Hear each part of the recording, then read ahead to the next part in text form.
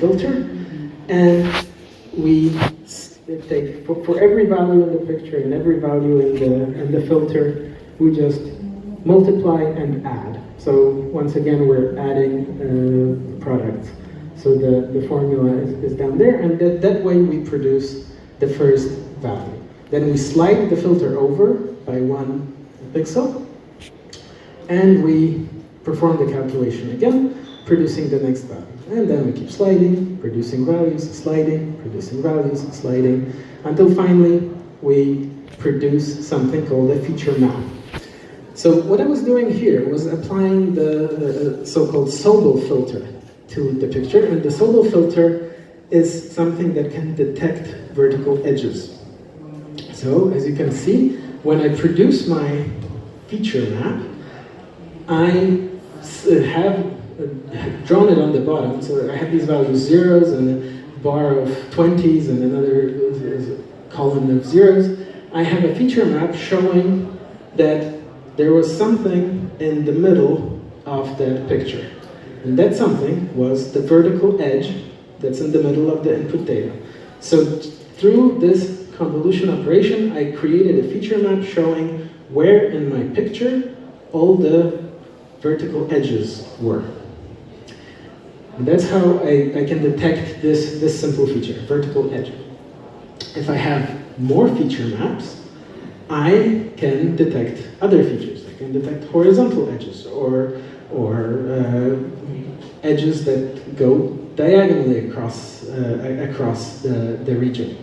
So when you're actually training a convolutional neural network, because through the same backpropagation computation, through taking a loss and calculating backwards to your results, you can actually train these networks, and you can train them to detect different features. They will learn different filters that detect different things. So here you can see, this is from a famous publication from 2012 from an architecture called AlexNet. It was detecting edges. These are kind of like Sobel filters, but oriented differently, the black and white pictures. And then the color pictures are filters that detect edges between two different colors. So that way, the network was learning to recognize simple patterns. There's also this checkers pattern there that was kind of detecting probably some checkers pattern in the image. And that's all that is added on top of the simple network to produce a convolution operation. So you can actually create a deep network out of this, meaning that you take a lot of layers and you stack them on top of each other. And this is one of the famous networks that won the ImageNet challenge, I think in 2014 or sometime. It's called VGG. It was produced by researchers at Oxford. And what it has is an input picture, then a number of convolutional layers, then this green thing is a pooling layer. It's a very simple layer that simply takes an image and scales it down. And so you have a couple of convolutional layers, a pooling layer, more convolution layers, another pooling layer, more convolution layers, and so on and so on. And the interesting thing about this architecture is that with every set of convolution operations, the feature map, the number of feature maps grows. So in the end, you have a very small 14 by 14 feature map, but you have 512 of them. So this means that you're taking a big picture, scaling it down to a small picture, but instead of colors, you're now representing something much more abstract. You're representing ideas. And the final layer is simply a fully connected layer, like we saw in my original diagrams, and that was connected to 1,000 different classes in AlexNet, and that allowed us to, that allowed this particular architecture to categorize what was in these pictures better than any other architecture at that time. So the interesting thing about this, if you analyze these convolutional networks, is what they learn. So once again, in layer 1, we have what I was telling you before. They learn to detect simple features of the image. The way this figure works is that these are the filters, and these are bits of image that filter recognizes, that this filter is most activated by. So you can see the 9 filters in layer 1 on top there, and then for each one of them you see 9 examples of something that this filter recognizes. So that's what happened in layer 1. You just detect edges, maybe transitions between colors, or maybe fields of a certain color.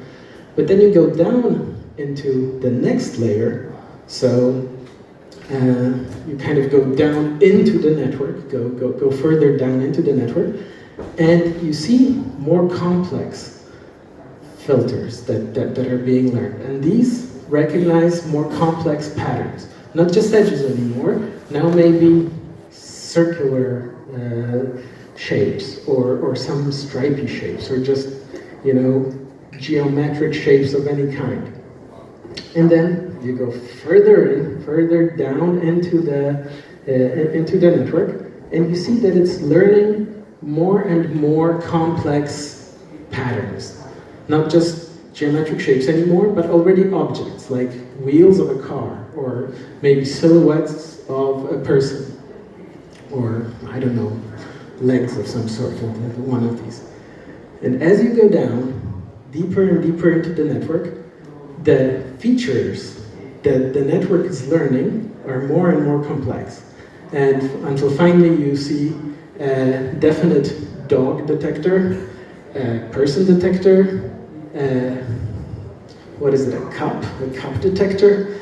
Anyway, these are patterns that the neural network learned on its own by doing the simple backpropagation from the loss to the original image, and it learns to recognize more and more complex patterns.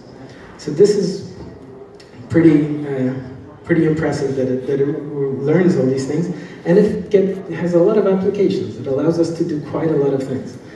Image recognition, obviously, that's what that I was talking about, but also things like facial recognition, so you can recognize the people, maybe your phone unlocks when you pick it up. It's definitely using these convolutional neural networks. Detecting objects in an image, so showing what's actually inside of an image, is done this way. Handwriting recognition, and also some other things that aren't necessarily related to computer vision, like drug discovery, are also being done using CNNs. So these are very versatile and useful networks. So data's eyes, definitely something like this would be needed to get them working, I think. Okay, so next architecture, next set of neural networks. These are called recurrent neural networks. And these are fascinating as well. So let's go back to the original diagram that I had, where you just had an input layer, some weights, another hidden layer, more weights, and so on. And let's just simplify this diagram. So you see below there I wrote W1, W2, W3 for the different sets of weights. Let's just simplify this diagram, so now it looks like this. We're no longer representing each weight separately. Now each arrow here represents the whole matrix of numbers that are needed to connect all the units of one layer with all the units of the other layer. So with this simplified diagram, let's draw something like this. We have now as input something that is labeled xt for time t, and this will be apparent in a minute why. Then we multiply it by a set of weights to produce values of the hidden layer, and then we multiply it by another set of weights to get the result y hat, which is the prediction we're making at time t. Now the trick with recurrent neural networks is that we're going to add one more connection here, and it's usually in diagrams drawn like this, which is a bit confusing, but what it means is something like this. It means that for every input at time t, we produce an output, but we also take the value coming out of the hidden layer and we propagate that forward to the next time step. So this is used when working with sequences of any type. So at time t, we have the first number in our sequence, and then at time t plus 1, we have the next number in our sequence. But in order to calculate our y hat t plus 1, the prediction at time t plus 1, we don't just use the value, the input value at t plus 1, but we also use the values that were produced before. So that means that the network kind of can rely on what came before our current input. So it has a form of memory. It remembers what it already encountered before, and it can use that to make its determination of what prediction it will make at the next time step. So that way it can process entire sequences. So let's take an example to make this less abstract. Let's say that we have a 4-letter alphabet composed of just these 4 letters, and each letter is represented by a 1-hot vector. So in this case, on the left there, an H would be represented as 0, 1, 0, 0. So there's a 0 for an E, 1 for an H, and 0 for all the other letters. And we feed that into our recurrent network.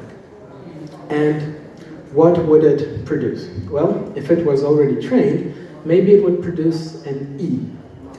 And then we would give it another input, the next input in the sequence, the next time step, we feed it an E. So now the network knows that it has an input E, but that before it already had an H. So at this stage it could produce an L, and then you see where I'm going with this. We feed it an L, it'll produce an L, we feed it another L, it produces an O. So it can learn to produce words, and we can train it through backpropagation through the same technique that we were using before. We can train it to learn to produce proper words. We can teach it that after an H-E-L comes another L, and that after that comes an O.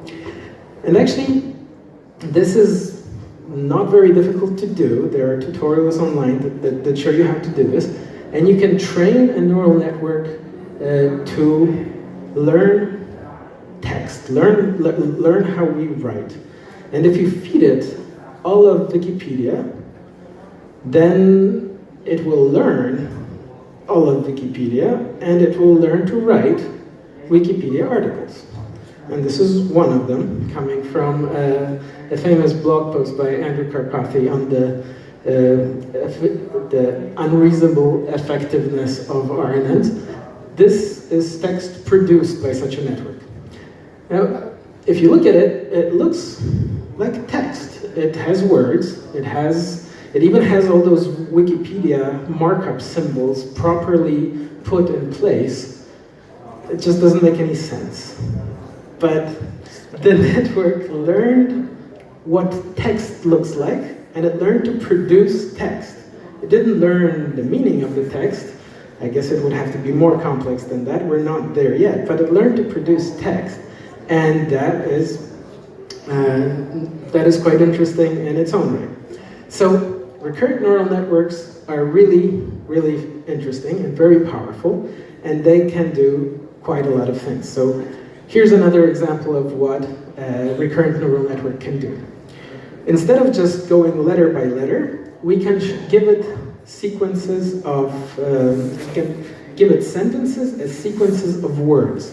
We use something called word embeddings for this, so if you're interested, look up word embeddings. So then we give it the value, the embedding representation of each word, and we ask it to produce a value like this, positive or negative. And we can, this is a technique you can use for sentiment analysis. You give it some text, like a review for a film or a restaurant, and it will, based on that text, learn whether that sentence meant, or that review meant, that the person was happy or unhappy with what they were reviewing. So sentiment analysis with recurrent neural networks is quite a powerful technique. Another powerful thing, which I'm sure you've already used if you ever used Google Translate, is machine translation. Machine translation also uses recurrent neural networks, where you take the word embeddings of all the sentences from a sentence. That entire sequence, the meaning of the sentence, is captured somewhere in the weights that are here in this hidden neuron. And then once it encounters the end of sentence marker, it starts to produce output. And it can reproduce the sentence in a different language. So think about it. The meaning of the entire sentence was captured in a couple of matrices of numbers, and then from those numbers reproduced in a different language. So, yeah, and it learned all that by itself. So this is very useful. You can use this for language modeling, machine translation, like I said. Also, recurrent neural networks are used for other sequences, so speech recognition or speech synthesis, music composition. These things are all done successfully already using recurrent neural networks, and also other applications such as time series prediction, which may be interesting to some of you, and action recognition. And in the field of biology, I've heard of protein homology detection using RNNs. I'm not sure how it works, but apparently it does. So if Data was a composer, somewhere in his brain there would be musical sequences being written, and those may be using something like recurrent neural networks. So I'm coming slowly to the end of my talk, but I want to tell you that these things that I already said were kind of building blocks for even more complex neural networks that are being developed right now. So you can actually combine them together to produce even more complex and more powerful networks. This is an example of something that can produce captions for a video. So if you have a video, what you actually have is a sequence of images. If you have a sequence, you can think of using recurrent neural networks. If you have images, you can think of using convolutional neural networks. So you can combine them. You can actually use the convolutional neural network to process each image into a representation, a vector of values or a feature map of values that you then feed in as your input to a recurrent neural network, and you teach it one by one each frame of the video, and then when the video ends, what you have is the representation of the sequence of ideas captured right there in those numbers, and you can ask it to produce a description of what was happening in the video. Now, this isn't a real example. I'm not sure if just by looking at those 4 images a network would be able to produce people racing to the top of sand dunes, but that's the idea. That's what it theoretically can do with this architecture. Another, and I'm not going to do it justice at all, but another set of very powerful architectures are called generative adversarial networks. And this is a whole set of experiments that are being done with different architectures. But the general idea is that you have 2 competing networks playing a game against each other. So you have a generator network and you have a discriminator network in this example. In our case, the generator network will be a deconvolutional network.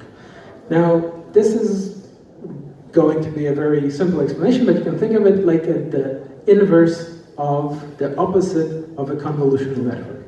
So a convolutional network took an image and boiled it down to some numbers. A deconvolutional neural network does the same thing in reverse. So it starts with a set of numbers and it produces an image. What we feed the generator is random noise. So we just give it a random number and it produces, based on that random number, a fake image. When we first start training this generative adversarial network, this would just be random noise. This wouldn't look like a real picture at all.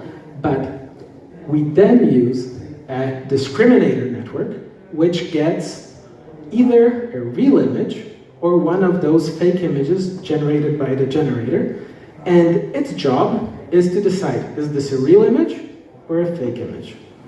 So you have two networks, and each of them has the opposite goal from the other. The goal of the generator network is to produce an image that will fool the discriminator network, whereas the goal of the discriminator network is to be able to tell whether this was a real image or one generated by the generator. And you can actually train them together with two different loss functions. One will get a better score if the discriminator gets fooled. The other one will get a higher score if the discriminator actually tells which one is real and which one is fake. But by training them, what you're actually doing is doing both, training a discriminator, but also training a generator to generate realistic looking images. And in the end, after some training, it gets damn close. I don't have a picture to show you, but these generators produce some realistic looking images, and these are used in many places for data augmentation, producing more data for experiments. They are used for increasing resolution of pictures. They're doing a lot of, there's a lot of different applications of these networks, so check them out. Okay, this is exactly the amount of time that I had for this talk. So I'm just going to leave you with the overall takeaway that we're not quite there yet, of course, but some things that may be driving an Android in the future, we may already be working on. So, thank you.